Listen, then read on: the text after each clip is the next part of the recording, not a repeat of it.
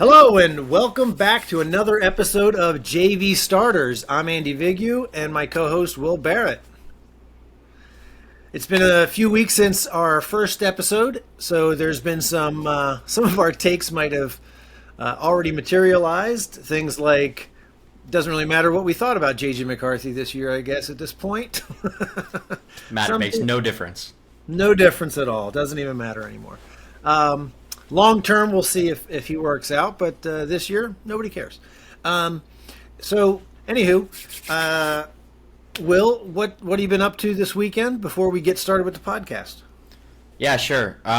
So I moved back up to school this weekend. If you remember, I attend Arizona State.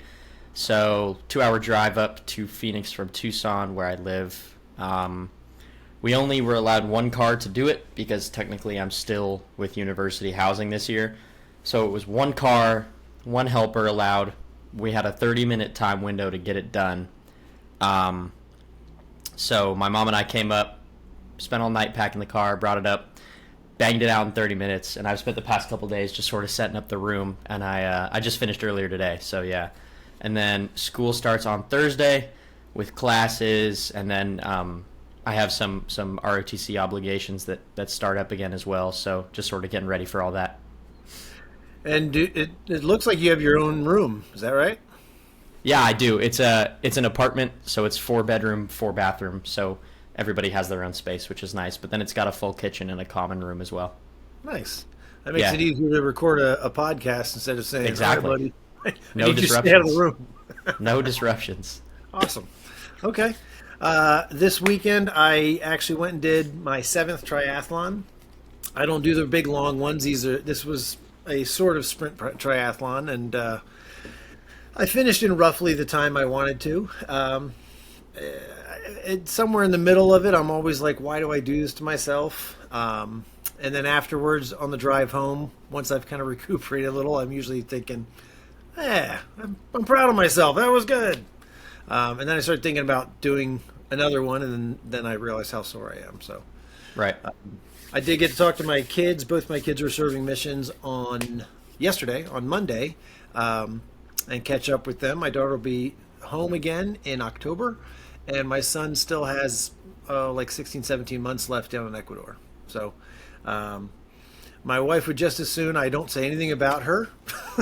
She doesn't want any attention, so she's here. If I don't mention her, it doesn't mean she's not.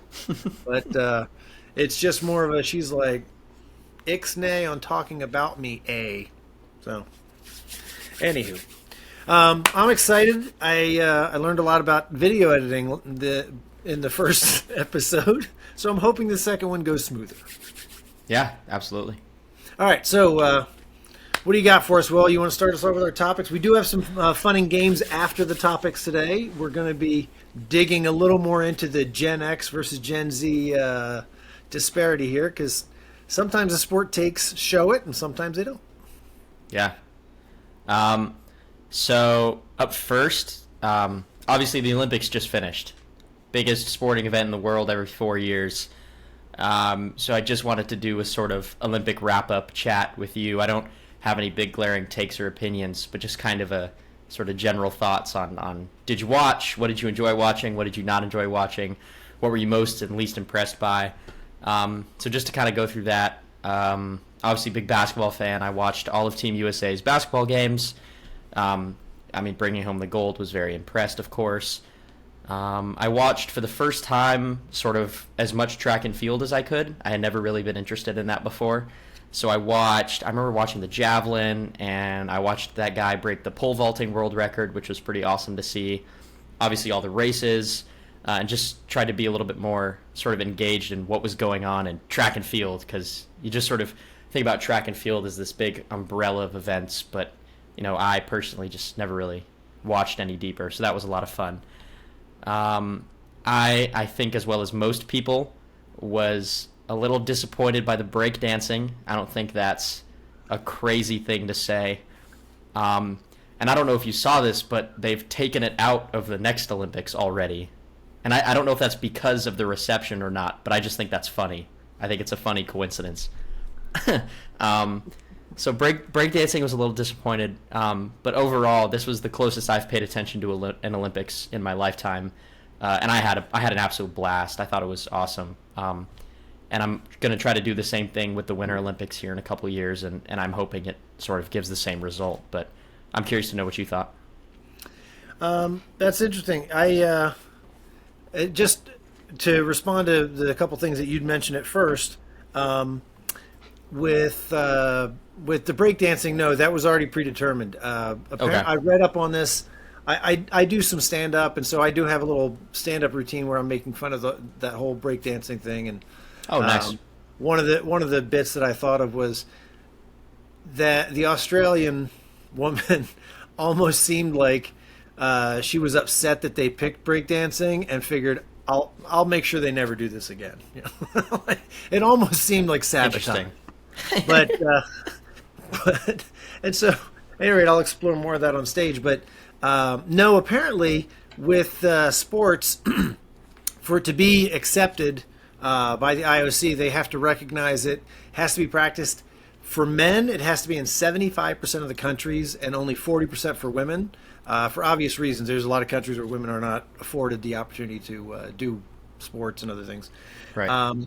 So it met that criteria. France chose it as the host country. They requested to have it, and a sport is not considered permanent until it's been in 3 consecutive Olympics. And Interesting. it has to meet other criteria. It can't add to the cost of the Olympics. There's a couple other little things like that in there. So that's part of it. And I just thought it was interesting that Los Angeles, of all places, did not want to also bring it in. That But is interesting. I thought, hey, this is an American thing. They might go, well, we wouldn't have done it, but France did it. So they picked other things. And I'm happy to say that the LA is bringing back baseball and softball, which were permanent from 92 Oh. to '08 in Beijing. Then, like, London put the kibosh on it, and Rio didn't do it.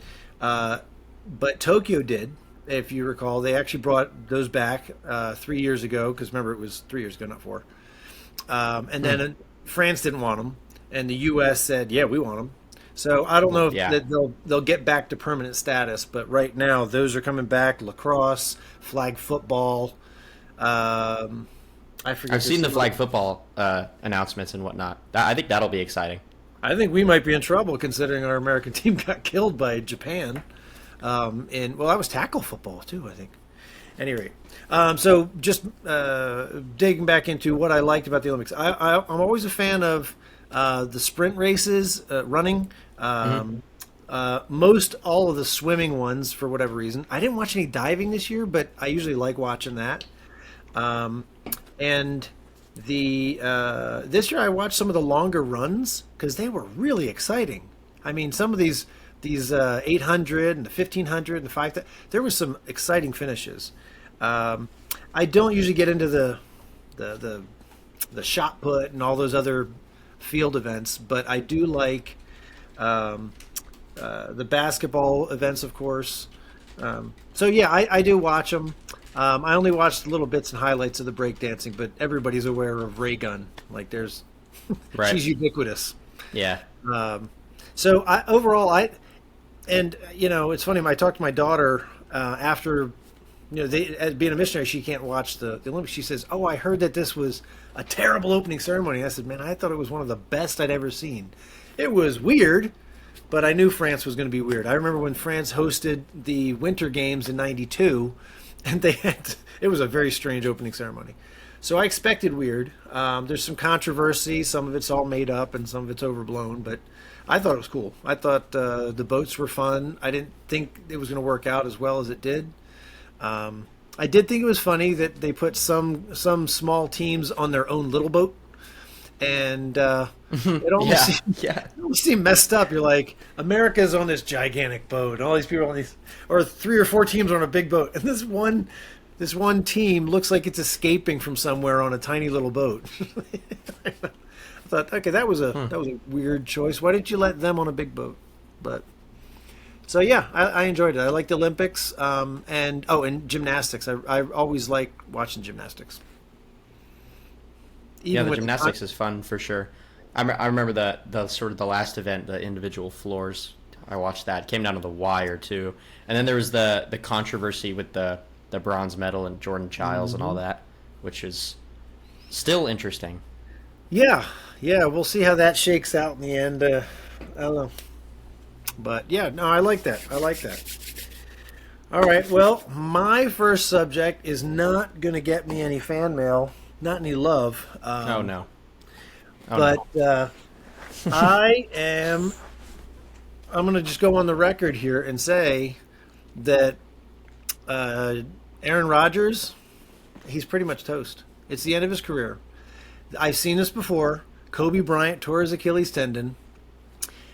He was out after the first 6 games, and he didn't come back until late the next season. He played like 30 some games, and then his last year he played I think 50 or so, and he was never the same.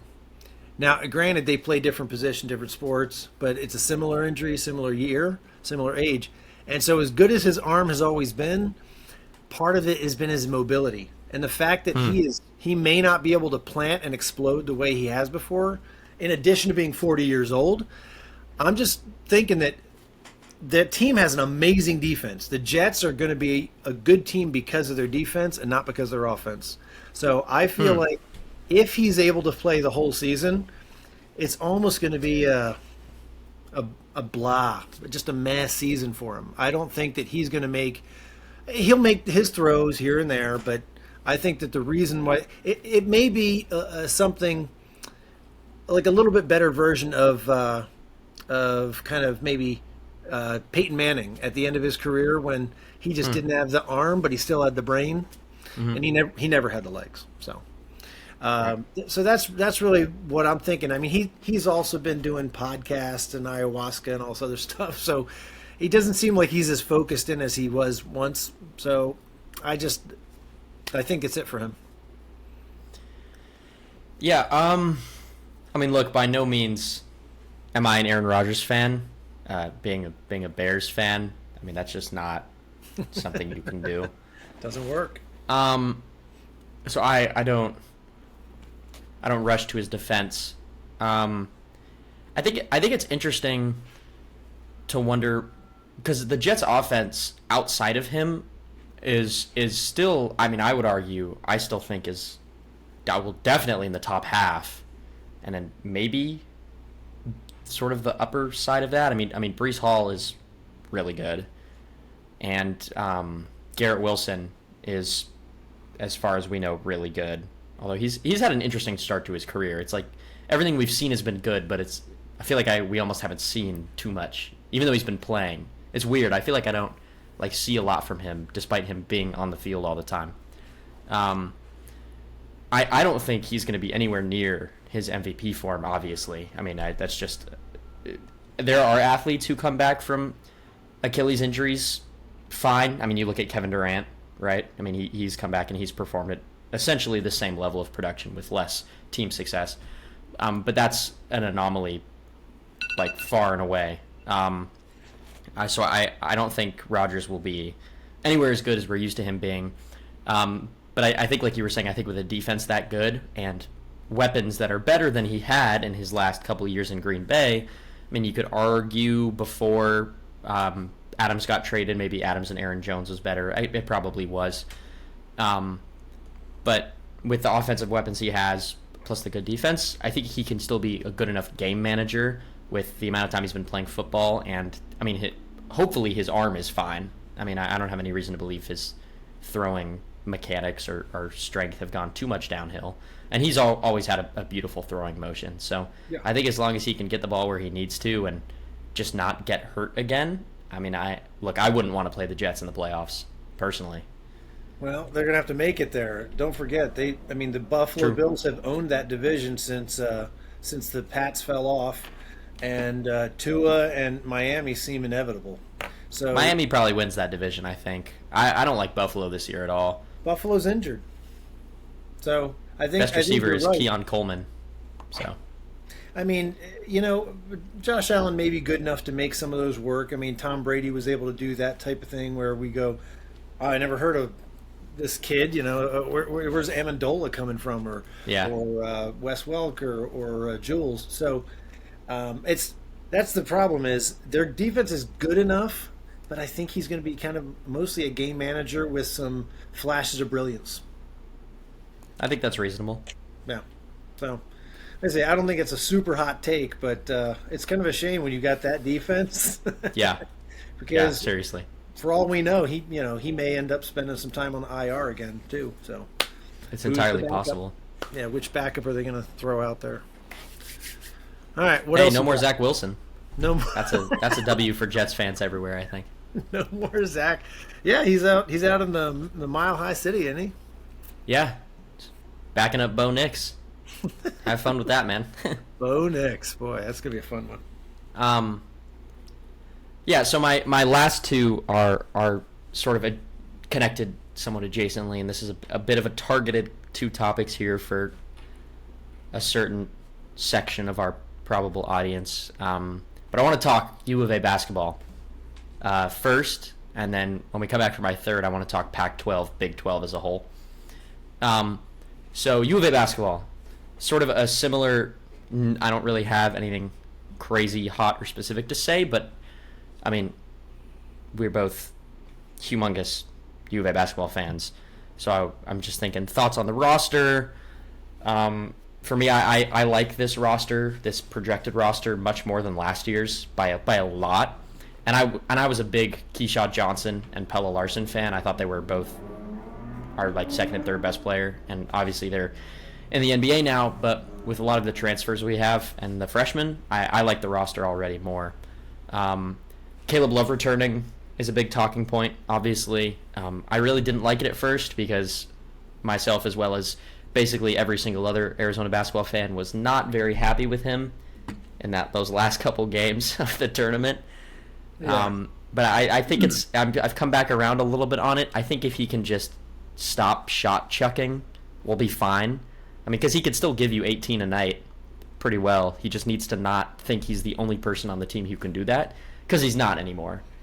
I think the two big X factors for U of A basketball this year, success in the tournament versus not, are going to be how do KJ Lewis and Jaden Bradley develop. I think Jaden Bradley is amazing. I love Jaden Bradley. I think he's the best guard on the roster easily. I think he needs a bigger role, and I think KJ Lewis needs to sort of embrace his elite athletic college 3-and-D wing position. I mean, because KJ Lewis is the archetype of a dude who could go in the first round of the NBA. I mean, like that big, guy. athletic, jumps really high, can knock down threes and defends. I mean, that's every pick in the NBA from picks 5 to 30 nowadays. So if he can just sort of step into that and keep developing. But overall, I have a positive outlook on this season. I'm excited. I think the roster's really good. Obviously, a lot of our transfers. Trey Townsend, I love.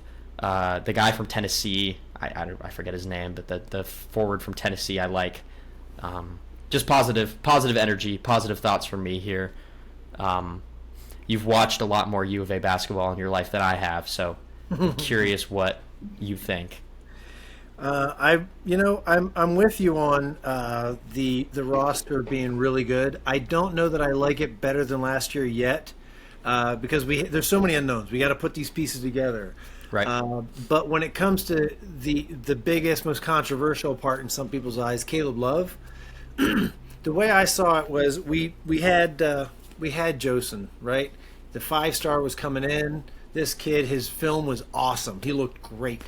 And I was excited about him, but everybody pretty much knew it's either him or Love. Like, we're not going to have both. And I know a lot of my friends were very concerned. They're like, man, I actually hope Love stays in the draft because then we're going to lose the new kid. And I told him, I said, you know what? Here's the deal. If this kid is as good as he's supposed to be, he's a one and done. Meaning we get either Caleb Love for 1 year or this guy for 1 year. And in Caleb's, it's another year. And so I felt like, you know what? We talked about this last episode. I'm much bigger on the proven veteran, the bird in the hand, than, hey, the kid who came in, I mean, or Joseph, he was talking. He tweeted that he went out to Chicago. He met with Caleb. Hey, it's gonna be great. And the minute Caleb said, "I'm coming back," he transferred to, of all places, ASU, which is not where you typically go if you want to be a basketball powerhouse, right? Forts up, baby. We're on the rise. It's not historically where you go. Now, granted, this year I was shocked. It was amazing that they gave Danny Hurley a big extension. They believe in him, man. Lack of results, and then he pulled these 3 kids. So it'll be interesting to see them. But what I've always said was, hey, I know Caleb Love fits in the offense. I know that he's a team player. I know he wants to be coached hard, so I'll take that. My big concern is the middle. Omar Ballo, I wish he would have stayed. I can't blame him for taking $1 million to go play in Indiana. Indiana rolled out the Brinks truck, and they paid him. They pulled the 3 best transfers out of the Pac-12, and they're all now going to play at Indiana. So I can't blame him for leaving and taking that money. I tried pulling up ESPN still has like last year's names on here. But, yeah, I sort of had to sort of finagle around a little bit for it. I know. Had I known this was coming, I would have had better things here. But like that's part of the fun. Yeah, I know. But we do have the Tennessee kid coming in. We've got the other freshman kid coming in who's going to play center, and we got Visar. So we have some pieces that I really like. I liked Visar, and why am I not thinking of the other guy's name? In fact, Krivas. Last year, Krivas. That's it. I feel like we'll be good, but none of those guys. Ballo could just clog up the paint. So KJ, I'm with you on that. I love him. I like Bradley. We've got a real strong team. We got a real strong team, and so as far as how are we going to do this year, it's hard to see us not being a high seed in the tournament. Somewhere no lower than a 4 seed, as far as I can tell, and I feel good. I think it's at least a Sweet 16 year, and boy, it'd be really nice to get Caleb Love that ring finally. Yeah, I'd definitely be more disappointed about losing Josan if we didn't keep Carter Bryant. I liked Carter Bryant more anyway, so it was kind of like, okay, see ya. But if we weren't getting Carter Bryant and he was our big recruit and we lost him, I'd be a little bit worried about the direction we're heading in. But I'm happy we're still bringing in a 5-star, and that the other guy who you mentioned, I can't remember his name, but I think he's 4 stars as well. So. I'm not mad at. I think Tommy has proven himself by now. He can work with players like this. Obviously, if Josen doesn't feel like he can work with Tommy, well, that's on him, bud. Because you got a guy who's won 90 games. It's in 3 years. You can go up to Tempe and go see what you guys can do up there. But have fun. It is going to be. I'm never going to be able to get tickets, but boy, would I like to be at McHale when ASU comes to play. That place is going to be raucous. I may go up to Tempe though for the other game. I'm gonna go to the one here. Yeah, because students are guaranteed tickets, so well, I will be going to that game. You think I could pass as a student? Yeah, graduate student maybe. They're like, you and your son are both in school, huh? Yeah. You could be an online student. They can't tell you no. That's it. I better sign up now and get my tickets. Yeah. All right. So my second one is something that has probably been talked about to death all over the place, but it's something that we just got more evidence of again. That Caitlin Clark is just. Why is she so disrespected?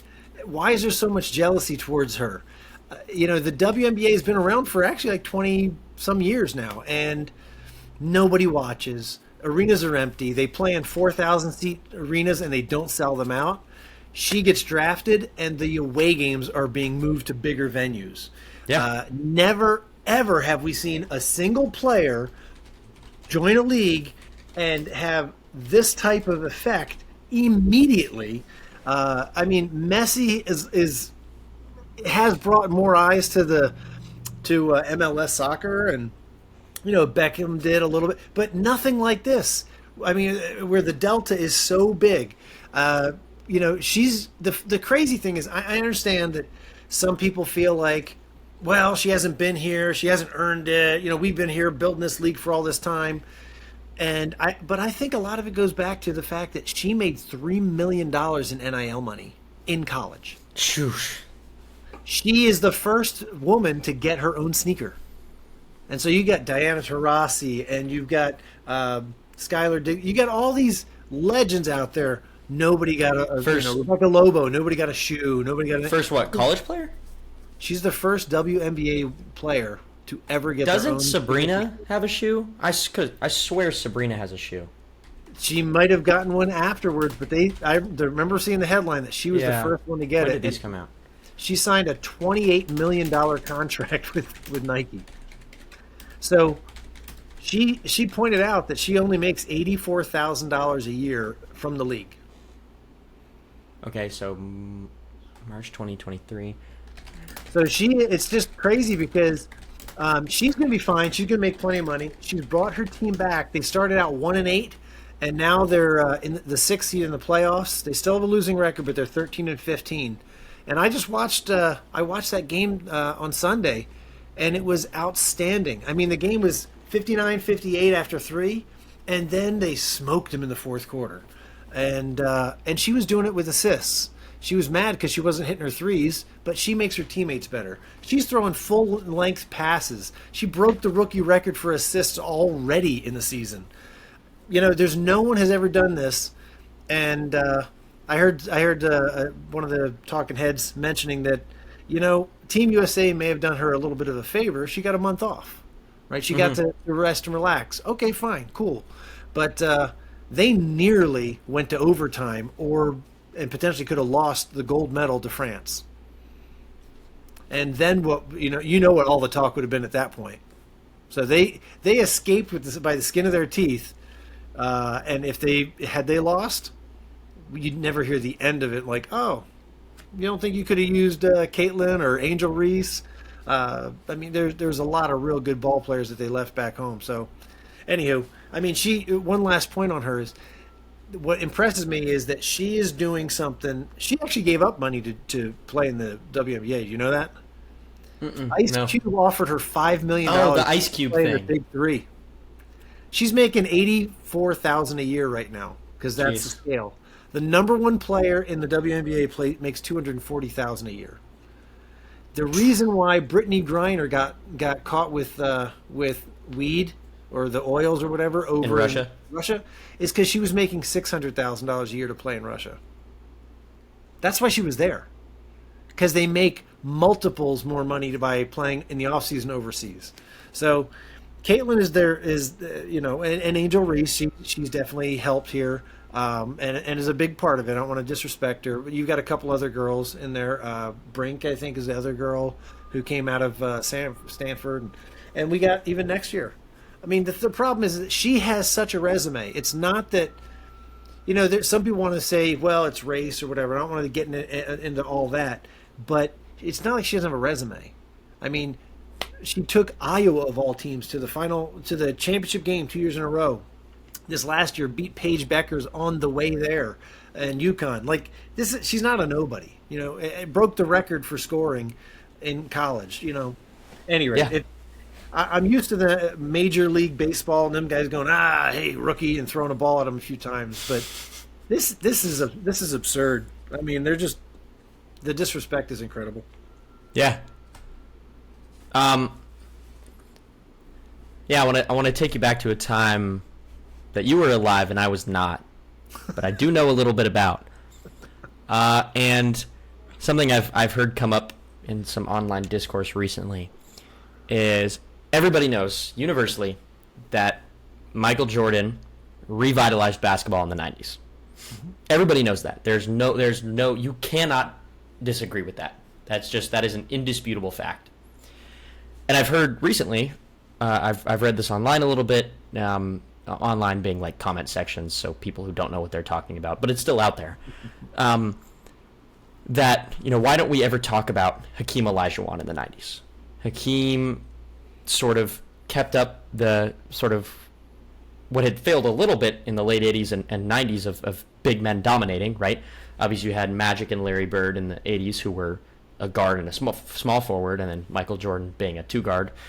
Hakeem re-revolutionized post play, made sure everyone remembered that when Jordan retired, hey, big guys still run this league. Win 2 titles back to back. Mm-hmm. And I've seen people say, why aren't we giving Hakeem credit for the revitalization of the NBA in the 90s? And the answer is not that we're dissing Hakeem. It's that Michael Jordan was just better and did more and accomplished more. So when people get upset, it's like, why are we giving Caitlin Clark all this credit for the stadium selling out and compared to the other rookies and the Team USA stuff with these vets? Why is Caitlin Clark getting all the credit? All I can really say is, well, it's because she deserves it. And I really like Angel Reese a lot. I don't know too much about Brink, but she seems cool. And I'm not even a huge Caitlin Clark fan, but I mean, I would just be being dishonest if I said that Caitlin Clark wasn't the reason the WNBA has been doing so well the past year. And it's not to say that the other players aren't playing well or that she's the best player in the league or anything like that. It's just she does things that people aren't used to seeing, just like Michael Jordan did. And spectacle sells tickets, and spectacle gets brand deals, and spectacle makes money. And she just is the biggest spectacle on the court. I mean, you do realize who there was 2 people drafted ahead of Michael Jordan, right? You know who they were? Hakeem and some other guy. Sam Bowie. I think was it the Blazers? The Blazers. Yeah. You see the. Yeah. It haunts us. It haunts us. Passed on Kevin Durant too. It does. It does. But I mean, my point is that to follow up, dovetail on what you said, Hakeem and Michael Jordan were drafted together, but Hakeem wasn't bringing the eyeballs to the sets, right? So to your point, Jordan won one championship in college. Coming out, if you watch the movie Air, like a lot of people kind of got to learn a little more about the history there. Mm-hmm. And it's not like he was an unknown. I mean, everybody knew Michael Jordan. They knew he was a good ball player. There was excitement. He came to a terrible team in Chicago who had no history. And he got this big city going. Like, I mean, one of the largest cities in the country. They went to Houston and Chicago, right? So, there was a whole evolution. If you watched The Last Dance, same thing. You can kind of see, the eyeballs were there. He's a more electric player. Just to follow that up, you could say the exact same thing about David Robinson and Tim Duncan. David Robinson was there for years. He wasn't terrible. He was amazing. He's one of the best centers of all time. But why couldn't they get over the hump until they got Tim Duncan? It wasn't because Tim Duncan was flashy. It wasn't because he was just good, right? And so when we talk about the greatest Spur ever, nobody's arguing if it was David Robinson or Tim Duncan. Everybody knows it was only one. Yeah. Yeah, it's just I think people tend to think that by giving Caitlin Clark all this credit that we're detracting from all the work that other people have done. And I just don't see it that way. I feel like you can give everybody the credit and flowers and acknowledgement they deserve. If they didn't build the league, she wouldn't be there to play. Of course. So it's on the shoulders of somebody else, and I don't feel like she's disrespecting him. In fact, that's the funny thing is she got a technical on Sunday. She missed a 3-pointer, and when the ball went out of bounds, I guess. So when she went under the stanchion, she kind of flipped the ball up with her foot, and she punched the stanchion, which in her comments she called the backboard. But and then the ref teed her up, and she said, "What?" Like she wasn't showing any bias. She was mad at herself, and she said he told her that she was disrespecting the game. If for anyone to claim that she is disrespecting the game, like, come on. Yeah, like, all right, okay, man, sure. Okay, the greatest player we've seen so far. Okay, never mind. Anyhow. Yeah. All right. So that was. Wait, what were we talking about? No, that was me. That was number 2 for you. That was me. That was mine. Okay, so yeah, so it's yours. Yeah, I think you want to talk Big 12. Yeah, Big 12 as the sort of micro pocket, and then just college conference realignment as a whole for sort of the macro pocket. Obviously, Big 12 got four new teams from the Pac 12: Utah, Colorado, Arizona, Arizona State. The rest of the Pac 12 has kind of gone their separate ways. Obviously, you had Washington, Oregon, UCLA, and USC, I believe, all went to the Big 10, which is traditionally the Midwestern Conference. Um, so the Pac-12 is not a thing anymore. Everybody knows this. And to me, that's sort of Pac 2. Pac-2. It's sort of.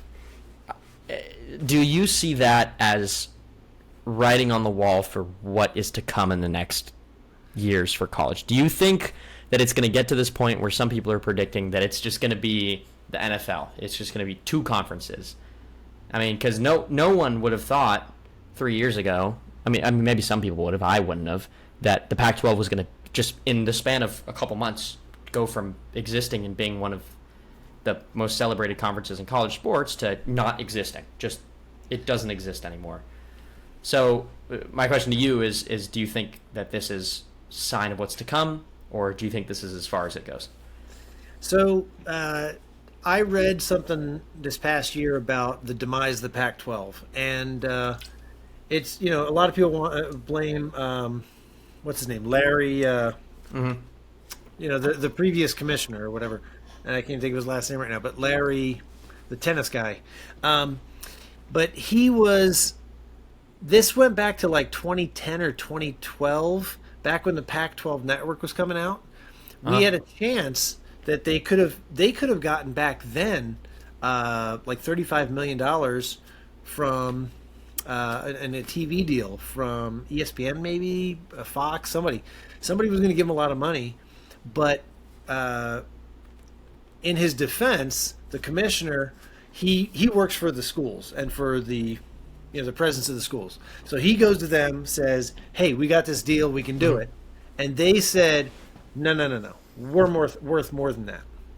And by not taking that deal and starting just the Pac-12 network instead, then going to DirecTV, they didn't get any distribution. Nobody's there to watch it. We're already the West Coast. People on the East Coast are not watching anyway.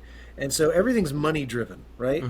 It's television money driven. So then years go by, we've missed that boat. And so when it came up later, there was a lot of talk about the Big 12 was going to fall apart and the Pac-12 was going to save them. We might merge, we might go together. So this was a big thing a few years ago. And so it was a real shock when everybody knew that the big Pac-12 network was a bad deal and we weren't getting the money. And but it was a bit of a shock when USC and UCLA said, "Deuces, we're getting $70 million to go." And of course, it's a weird fit for them to go. I really think that they're going to regret some of this when they've got their baseball and softball teams playing in March in Lansing, Michigan, and in Minnesota. Oh yeah. I think that it's going to be a problem. And their football teams are going to be playing in the snow. Like, it's going to be a bad deal. But it's money, $70 million. And so once they left, that was the nail in the coffin. It was over. I've been concerned for a long time, and what I actually thought, I've known that the ACC and the SEC especially have had a lot of power in basketball. Big Ten really has a lot in football and basketball. And I kept waiting for them, when they'd get mad at the NCAA for making rules, I kept waiting for them to go, "Well, then we're not NCAA. We're just going to play football, and screw you." I mean, you already had the Longhorn Network and the SEC Network, and like they could do their thing on their own. They could literally just pull out of the NCAA if they wanted to. Yeah, for sure. So right now the talk is that the ACC is going to lose Florida State and Clemson, and they're going to end up in probably the SEC. So yeah, the writing is on the wall. It's happened. You're not going to see the Pac-12 is never going to be revitalized. At best, they'll merge with the Mountain West and they'll make something happen there, but no one's going to consider them a Power Five. So, yeah, unfortunately, it's all money driven. We're watching what NIL is doing. It's the Wild West. And I don't think it's ever going to get reined in, but I think it's a mistake because having 16 and 18 teams in a conference, not everybody even plays each other anymore. My dad likes to noodle around and come up with these different ideas, and he had a whole proposal a couple of years ago about, I believe it was 10 conferences, each with 10 teams, and it was regional, and it was kind of an interesting idea, but in this day and age, it's kind of a quaint idea because the money's not there to make that work. That's not going to happen, and how do you split these teams up? But clearly, the loyalties to tradition and conferences and all that stuff are gone. Yeah. Yeah, and you got to wonder, too, what's the effect this is going to have on student athletes in the first couple of years?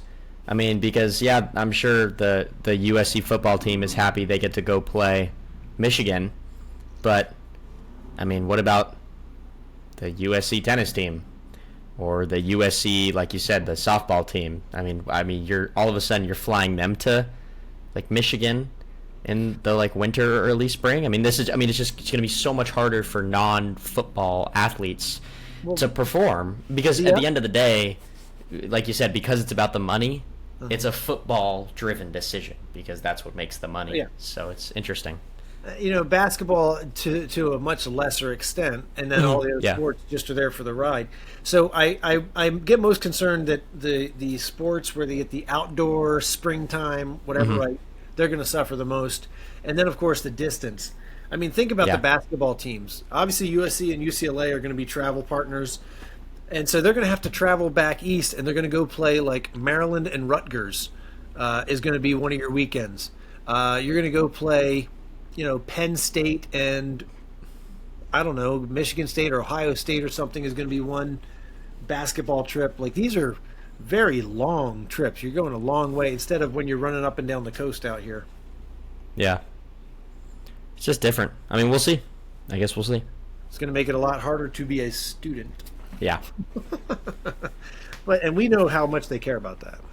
Yeah. All right. Yeah. So, my last my last subject you're going to hate because I thought about this, and granted, some of this may sound like I'm trying to some stand-up bit, but it's not.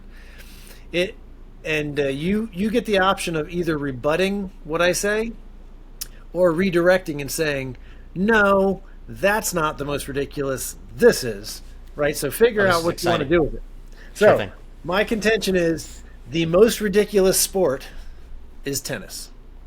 It doesn't mean I don't like it. It doesn't mean I don't watch it. But watching it in the Olympics, and back to your Olympics question, that Olympics gold medal match was one of the greatest tennis matches I've ever seen. So I do like tennis. But the ridiculous parts about it are there is no other sport that can as easily be managed with lasers, cameras, AI, and yet we have people scattered everywhere staring at the lines, crouching like they're sprinters in the starting blocks just so they can run out on the court and pick up a ball and run off. Not like they would slow the game down if they were just standing there and walked out and picked it up. The scoring is obviously ridiculous, and I know there's a story behind it in the history in the 15, 30, 40. But there's no other sport that has anything like this.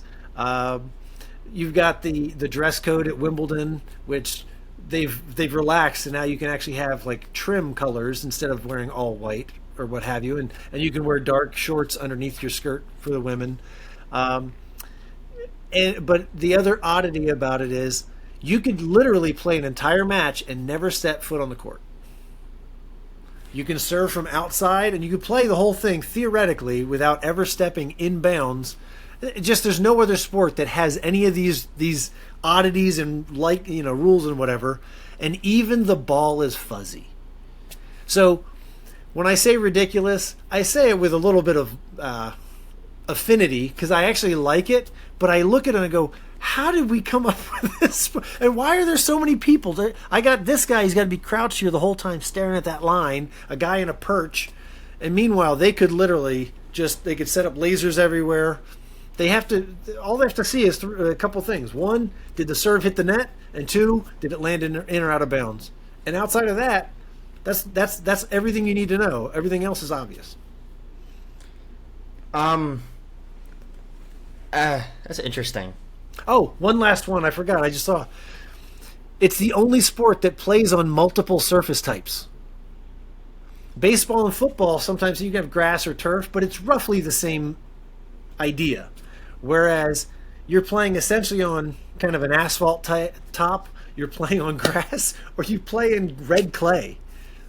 Baseball, even in every other sport, everything's uniform, right? You've got the 100 yards, you've got the sidelines, the basketball, 10 foot. Baseball is a little weird with the outfield lines, the wall, and the distances. But the diamond, the pitcher's mound, all that stuff is uniform. So it's the wildest sport when you consider how quirky it is. So maybe I should say quirkiest, but it just seemed ridiculous when I'm watching for 3 hours. There's these people crouched, waiting to run out and grab a ball. Yeah, I don't necessarily disagree with any of that. I think especially with the quirky title. I had this conversation, a similar-ish conversation with my dad a couple weeks ago about how when you look at every single sport ever closely enough, it's all ridiculous. So I hear those things about tennis that, we say, it's like, yeah, that is dumb. Like, it is dumb that they employ people under the age of 18 to stand and fetch the balls for the athletes playing the game. And realistically, it's kind of dumb that they still use line judges when the cameras can do it perfectly. Is it dumb that they have to wear all white at Wimbledon? Absolutely, it's dumb. And is it dumb that they can't decide what they want their arena/court/stadium to be? Absolutely. It's all awesome. I don't care. I think every single one of those things is dumb and quirky, but it's what makes it unique. There is no other sport that's played on multiple different surfaces, and because of that, we get a year of variety. And you start to see people like Nadal, who, in what other sport can you have an athlete who so violently dominates one part of it and does okay in everything else? I mean, it's still more successful than 99% of players, but just so unbelievably dominant that when you argue about who's going to win the French Open any year from 2005 to 2020, it's who's going to get second place this year, right? There are other sports with very rich traditions, but very few of them anymore maintain a dress code tradition. And so it's fun to see a modernized game where they're hitting serves 125 miles an hour compared to the videos in the early 1900s, or whenever the videos were, I guess not early 1900s, but of the people hitting their slow little dinky serves with the wooden rackets, wearing the same stuff in a court that has remained relatively unrenovated. The umpires, you'll hear this argument from baseball fans and baseball players. We don't want to get rid of the umpires because the human aspect is what makes it interesting. They could so easily do the electronic strike zone, but they don't because that's just not how it's been done. And I feel kind of the same way about tennis. Although tennis is a little different because the players will just challenge it and then the camera will do it for them anyway. They botched out anyway, yeah. But I don't know. It's absolutely ridiculous that they're hitting a little bright green fuzzy ball on multiple different surfaces throughout the year with too many people on the court to know what's going on. And I think all of that makes it unique. It's why I love watching it. To some extent, it's why I loved playing it. And I don't mind that it's the most ridiculous sport because it's just fun. Well, it's so funny because you talk about tradition, right? Everyone has to wear white at Wimbledon, and they barely caved on, okay, women, I guess you can wear a dark set of shorts. Yeah. It's just so funny that they're so rigid on this, and yet baseball still uses a wooden bat. Yeah. No, the only change they've made is they went, well, instead of using these other woods, maybe we'll use some ash and maple and stuff. But meanwhile, tennis, this rigid old sport and everything, they've got carbon fiber rackets with this space-aged tensile.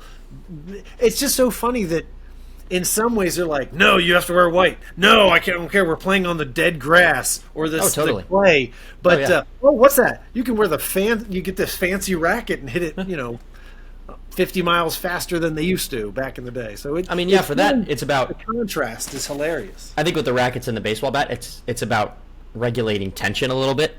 Like if you allowed MLB players to use metal bats, every other ball would be a homer, right? And if you allowed tennis players to use full carbon fiber rackets instead of polys, which the vast majority of them are, it's carbon fiber graphite blends technically, that ball would be going even faster than it does now. So the regulations just advance because as we crave faster pace and more offense, you can't let them go too far, right? Because then it's, well, okay, now it's just boring because every other shot is a winner. Well, it's actually kind of funny, though, because in baseball, you hold back on the bat because the goal is to put it out of here, right? Put it over the fence and out of here. Whereas in tennis, I have to hit the ground. Keep it in, yeah. It's Yeah. really, the irony is like, all right, we don't want you to get too crazy because it has to stay in, and that one has to go out. So, Yeah. it's really funny how they balance those things. But yeah, I mean, I don't disagree about the quirkiness. I think there's some stuff that really is just funny, but I love it. I love it anyway. All right, so we got games, right? So Game time. All right, I'm excited. So, for my game for you, I brought everybody's favorite internet game, blind ranking, but probably not what you're expecting me to bring. Okay. It would be so easy to ask you to blind rank these 5 quarterbacks by how good they were, or blind rank these 5 whatever based on objective stuff. No, we're not doing that.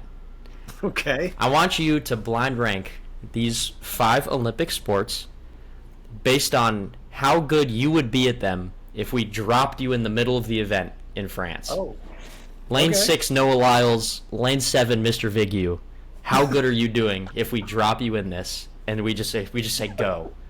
And so we're clear. I have to say, I could say this is number 5. I'd be my worst sport, not knowing what these other 4 are. And you can't change your order. So once you've picked a spot for that first one, that's where it stays. And the subject is just Olympic sports. This could be anything Olympics, right? There's no subcategory. Olympic events. All of these were at the past Olympics. Okay, and so this is a sprint event. You said Noah Lyles. Well, that was an example. Like if we were to drop you there, how well would you do? I guess it doesn't matter. I mean, I would probably do a little better at like a longer run than a sprint, but only marginally, right? I'm losing all of them. Well, I guess then however, it's which one are you going to can lose the least by? Well, that's the thing is I know I can run. I know I can do that. I can finish. Like I did a triathlon. I ran 5K over the weekend. I know I can do that. If you come out here with some gymnastics thing afterwards, then I can't rank that ahead. So I think that I'm forced to say that this has got to be, we're just going to say a running event, if we can be that general. Oh, the first one, yeah. The first one, I have specific. The first one is 400 meter dash was my first one to give you. The first one is a 400. 400. Well, at least I know I'm physically capable of doing it. You got 1 through 5. So I'll put that as 3. I know I can do it. I'm leaving space for the sport I can't do. All right, I'm going to keep track of these. Okay. Okay, 400 meter 3. All right, your second is rowing. Rowing. Which I know is a team event, but if they were to stick you on one of those boats, on the crew where you exactly. Is this where they each have one paddle, one oar? Yes. Is that what this is? Yes. Whew. I have rowed a boat. I have canoed boats. So I think I could probably physically manage to do it. Would I be better at that? And we're not talking about winning. I'm not winning any of these, right? You just mean just how good that you I are. could do it. Yeah. Oh, okay. Well, I'm probably not as good at rowing as I am at running, so I guess we have to go 4. All right. Rowing goes in at 4. All right, your next event is archery. Archery. Oh, crap. I should have put running higher. Looking at this list, yes, you should have. But that's okay. This is part of the fun. Where's archery going? Oh, crap. I better go 2 on that because I need a 5 left. Shoot. Archery. Okay, 2. Archery at 2? All right. Next up, you've got basketball. Number one. Basketball. That one I can play basketball. I can hold my own. It may not be pretty, but yes, I have played. I've played on teams. Yes, I can play basketball. So You're a bit what? of a hooper.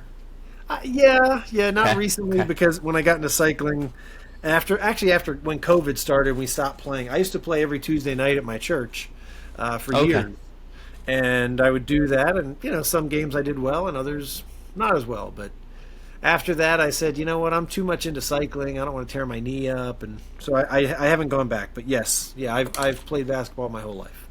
Okay. Okay, that was a safe Uh, one. Your number So what- 5. I don't think you'll be too upset about this. Your number 5 is javelin. Yeah, it probably should be 5. That probably should be 5. Archery Okay. should have been. Archery should have been 4. Row. I mean, if knowing this, I probably would have ranked it basketball, running, rowing, archery. So not too far. I was really thought This you'd was have pretty like, good. Yeah. I thought you have the vault in there or something. I wasn't going to do anything that we both know neither of us could even hope to do. I wasn't gonna put the like rings in there. Like, I could dangle. I could dangle. I wasn't gonna put Olympic powerlifting in there. Like I wasn't gonna be mean. I just. Oh man, yeah, like the 10-meter platform dive. Yeah, It's no. not happening. I mean, I'm sure you could jump off it, but I could fall off it. I don't know how many points you'd be getting. You remember a few years ago when the Filipino guy somehow made the Olympics, and there's all these still shots of them jumping. I think it was Filipino. It was an island area, a country from the could have been Malaysia or something. Maybe I'm offending a whole bunch of people, but like they couldn't dive at all, and they jump off the diving board, and the poses they had were just, I mean, comical. It was. It's worse than the breakdancer. I don't remember that. Huh. Oh, if you can't find it, I'll send it to you because it's beautiful. Okay. All right, so we're gonna play the Gen X Gen Z game of Do you know what this is? So you got your phone handy. I'm gonna text you a picture, and ideally in post I'll be able to put the picture up on the screen so everybody can see what you're looking at. All right, I can you hold ready? it up as well. All right, so here's the first one. What right. is this? This is either gonna make me look awesome or be the most embarrassing thing I've ever Yeah. done. Yeah, I don't think you're gonna get the first one. Okay. What is that?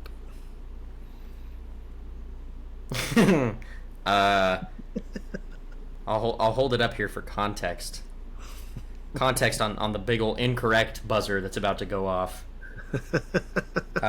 So I'll use some of my deductive reasoning skills. So it does seem to be in an automobile, sort of at the foot area. Obviously, I see the brake pedal. I see the gas pedal as well. And I think that's the clutch right there, if I'm not mistaken.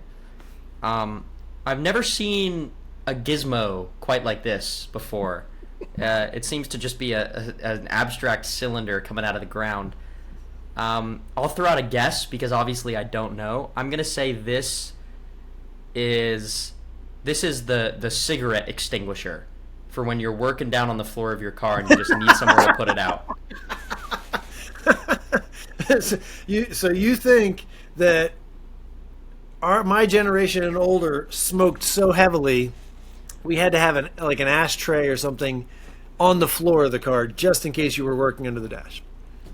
I look, I don't want to say that you did, but I don't want to say that you guys didn't. I intentionally made sure I used a picture that showed the pedal, so it was obvious it was in a car. First of all, the pedal on the left is not the clutch. Oh, that's embarrassing.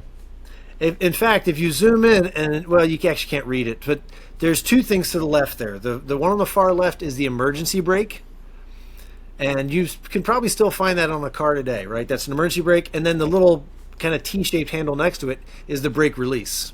Okay. That's what that is. Now, that's not the subject of this, but just to clear up what that was. So this is a normal automatic car. Actually, technically, this could be a stick shift car because we don't have the far right part of it. Since gas pedals typically go vertically, this could actually that could be a clutch right in the middle. Anyway, that's irrelevant. The thing the arrow is pointing to is a high beam. Actually, you activate it with your foot? Yeah. That's Yeah. kind of convenient, actually. You used to do that instead of the, if you look at a car from 80s or 90s, even a lot of times, like the things coming out of the steering column, they're very minimal. So the I learned to drive on an 8-passenger Dodge Ram van. It's a fairly large van. It had one of these on the floor. And like my turn signal was the skinniest little stick coming out. Like they didn't have anything extra on these. So for whatever reason, that's just how it was. It was, you want high beams, step on it with your left foot. So, Cool. yep. I don't think most kids would get that. All right, second one. I'm sure there's some folks from my era that work on cars and would have known that. So I apologize. That's what I say. Most aren't. You'll have to be somebody who works on a car and goes, "Oh, I've seen that on an '80s truck or something."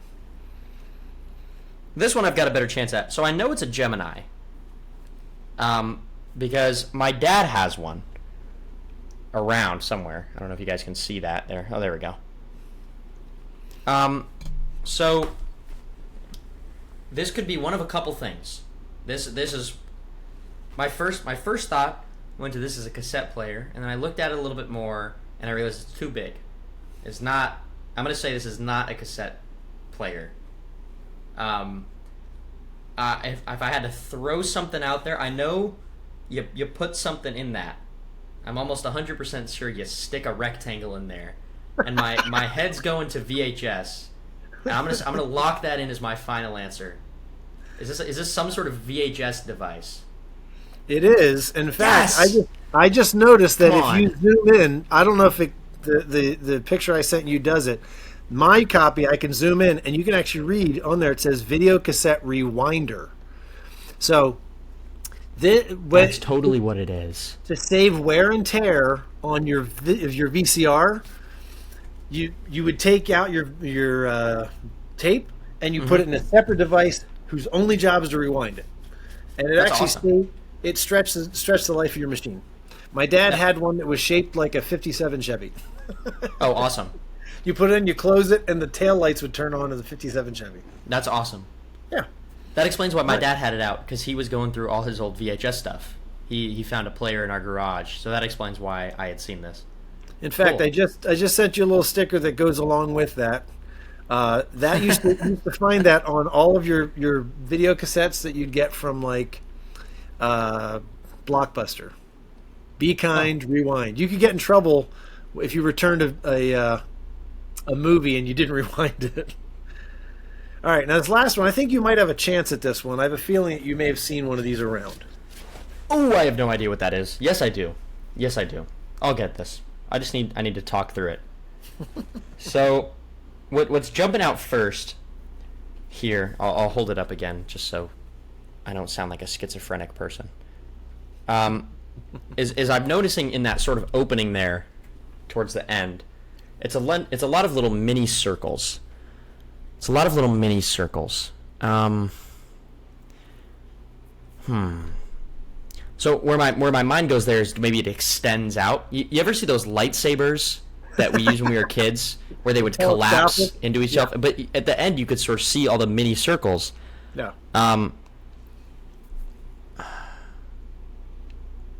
What is this?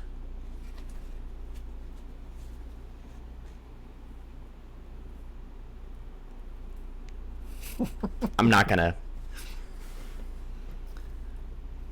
I don't know. I'm gonna have to take my L today in Okay. games because So I have no idea.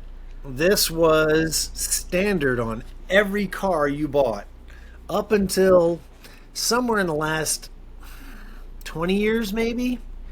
I don't think it would be in the last 10, but somewhere maybe around 20 years ago, you stopped finding this as a standard item in a car. This was a cigarette lighter. Oh, that's absolutely what it is. I You should have push gotten the that. button in, and it would sit in there, and then moments later, it would pop out. And if you didn't grab it by the little black plastic handle, and you accidentally touched even that ring, you'd burn your finger because it was, I mean, glowing red hot. So you'd fool around in your dad's car. You're driving around, you're like click click click click. You're just doing this thing all the time, and if dad went in the bank, you may be, burning straws or something like whatever you're doing with it. The funny thing is because we'd get them, we're like, I don't smoke. Why do I even have this? And then, of course, they converted that into just a charging port, right? The exact same port. yeah. So if you bought one of these aftermarket now, you could take it in your car, you could put it right in that little charging port, click it in, and it would work. That's awesome. It's still the same diameter. Like, you know, you put your little charger in there. Yeah, same yeah. diameter. It's the exact same device. They just said no one smokes anymore. 25% of people smoke. Let's set this up so they can just stick their phone charger in it. So, anyhow, yep. So, you know, 1 out of 3 ain't bad, huh? I mean, You were close. I'll You were take it, I close guess. enough on the rewinder. I didn't expect you to. That's I'm like. Anyway, good job. thank you. We're about educating here. Oh yeah. Educating Oh yeah. the generation. I almost thought we should, you know, we could do one where we quiz each other on phrases, right? You don't want that fight. I don't know that it's a fight, but it's usually one where we get to embarrass each other. And go. I You don't think want that. I think don't that want that. sometimes my generation, if we still have kids around, we might do better than the younger generation. Maybe. Unless their parents are really using the word. So, Maybe. I guess we'll have to find out. all right. Well, if anybody's still here, I had fun today. I Went did a as little, well. little longer than I planned, but I guess we'll find out who's an actual fan. Yeah. Guess we will. All right. Well, Will, thank you again. We'll try and do this again sooner, and working around your school schedule and my work schedule. Absolutely. All right. Always a pleasure. JV Starters, signing off. Take care, everybody.